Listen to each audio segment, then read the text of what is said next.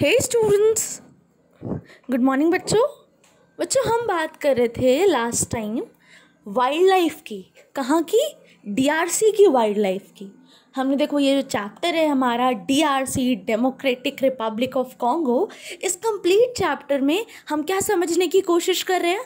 हम ये समझने की कोशिश कर रहे हैं कि आखिर जो हमारे इक्वेटोरियल रीजन होते हैं, जो भी रीजन इक्वेटर के पास होते हैं, वहाँ की लाइफ कैसी होती है, वहाँ का वेजिटेशन, लोकेशन, है ना, वाइल्ड लाइफ, इकोनॉमिक रिसोर्सेज, लोगों की लाइफ, ये सब पढ़ के हम क्या समझेंगे कि वहाँ की ज़िंदगी आखिर होती कैसी है।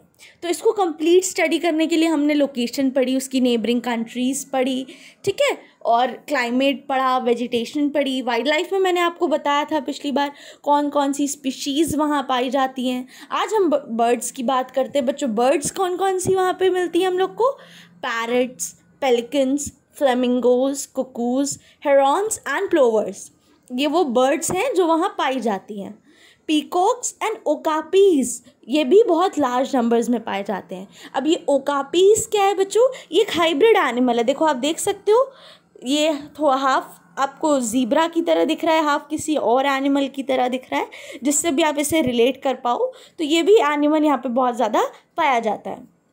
इसके अलावा जो डीआरसी के रिवर्स हैं उनमें बहुत सारी फ़िशेस पाई जाती हैं, बहुत सारी वैरायटी ऑफ फिशेस और डॉल्फिन्स। इसके अलावा जो स्वैम्पी एरियाज़ हैं, मतलब जो दलदली क्षेत्र हैं यहाँ के, वहाँ पे हमें एलिगेटर्स एंड क्रोकोडाइल्स, एलिगेटर समझते हो बच्चों? क्रोकोडाइल्स जैसा ही एक प्राणी होता है। इसके अलावा snakes, deadly snakes, insects, flies, ये सब भी यहाँ पे कॉमनली पाया जाता है। चलिए अब एक बहुत इम्पॉर्टेंट टॉपिक की बात हम करेंगे, जो है इकोनॉमिक रिसोर्सेज। किसी भी एरिया को अगर आपको बहुत अच्छे से समझना है, आपको जानना है कि वहाँ की स्ट्रेंथ क्या है, आखिर वो देश चल किस वजह से रहा है, तो आपको क्या देखना पड़ेगा कि वहाँ की इकोनॉमिक रिसोर्सेज क्या है। इसमें हम लोग क्या क्या बातें करते हैं? इनमें हम वो चीज़ों की बातें करते हैं जो वहाँ से इम्पोर्ट होके उस देश के लिए इनकम का स्रोत बनती है। लाइक जैसे अगर मैं इंडिया की बात करूँ तो इंडिया में आप देखोगे बहुत सारी चीज़ें हैं। कोल है, ठीक है, कहीं कहीं डिफरेंट प्लेसेस में आपको डिफरेंट मिनरल्स मिलते हैं। तो ये सब बेच के या एक्सपोर्ट करके हमारी इनकम बढ़ती है। ये हमारी कंट्री के रिसोर्सेज हैं। ऐसे ही डीआरसी में क्या है बच्चों? यहाँ पे भी बहुत सारे मिनरल्स हैं।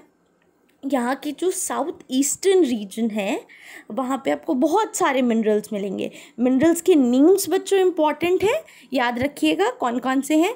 Copper, diamond, gold, silver, zinc, manganese, tin, iron ore and coal. ये सब क्या है? ये मिनरल्स हैं जो कंट्री के साउथ ईस्टर्न रीजन में मिलते हैं। बहुत ज़्यादा economically effective, economically important minerals हैं ये सब। आपको नेम्स बच्चों याद रखने हैं, ठीक है। ये कहाँ पे पाए जाते हैं? आपके डीआरसी के साउथ ईस्टर्न रीजन में। इसके अलावा हम इसके आगे हम बात करेंगे कि डीआरसी जो है हमारा डेमोक्रेटिक रिपब्लिक ऑफ कॉन्गो, ये कॉपर प्रोड्यूस करने की एक मेजर कंट्री है ऑल ओवर द वर्ल्ड। पूरे वर्ल्ड में ये एक मेजर कंट्री है जो कॉपर प्रोड्यूस करती है। इसके अलावा ये किस लिए फेमस है बच्चों?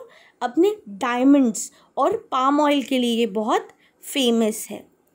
इसके अलावा it is the richest country in water wealth.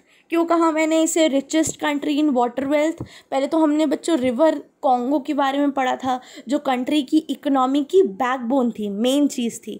तो अब रिवर ही जहाँ की बैकबोन हो तो वो तो वाटर वेल्थ में रिच होगा ही, है ना। इसके अलावा कुछ डैम्स हैं जो लगाए गए हैं, रिवर्स पे बनाए गए हैं। इनका क्या काम है? ये वाटर रिसोर्सेज को हार्नेस करते हैं। मतलब डैम्स का यूज़ आपको पता है ना, हाइड्रो इलेक्ट्रिसिटी बनाने में भी यूज़ होता है। तो ये भी एक तरीके से कंट्री की इकोनॉमिक रिसोर्सेज में कंट्रीब्यूट करते हैं। इसके अलावा जो यहाँ पे बहुत अच्छी चीज़ या बहुत फेमस है, दैट इज़ रबर।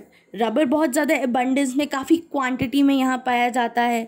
क्योंकि यहाँ पे इतनी सारी रबर है तो लोगों ने फैक्ट्रीज़ बना रखी हैं। रबर टायर्स यहाँ से एक्सपोर्ट होते हैं, दूसरी कंट्री में जाते हैं। इसके अलावा बच्चों एग्रीकल्चर भी एक इम्पॉर्टेंट एक्टिविटी है। कैश क्रॉप्स क्या है यहाँ की? Coffee, palm oil, rubber, cotton, sugar, T and cocoa. Food crops क्या है? कसावा, मेज, ग्राउंडनट्स एंड राइस। बहुत इंपॉर्टेंट चीज़ आपको समझना है, cash crop and food crop. Food crop जो अपने खाने के लिए वहाँ के लोग उगाते हैं, खुद कंज्यूम करने के लिए, एंड कैश क्रॉप कौन सी होती है, जो वो देते हैं। तो आपकी होमवर्क में आपको लिखना है यहाँ पे कौन कौन से मिनरल्स पाए जाते हैं, ठीक है, कौन कौन सी यहाँ की कैश क्रॉप है, कौन सी फूड क्रॉप है, कौन सी वाइल्ड एनिमल्स की स्पेशीज़ मिलती हैं, एंड कौन सी बर्ड्स मिलती हैं। ये आपका होमवर्क है।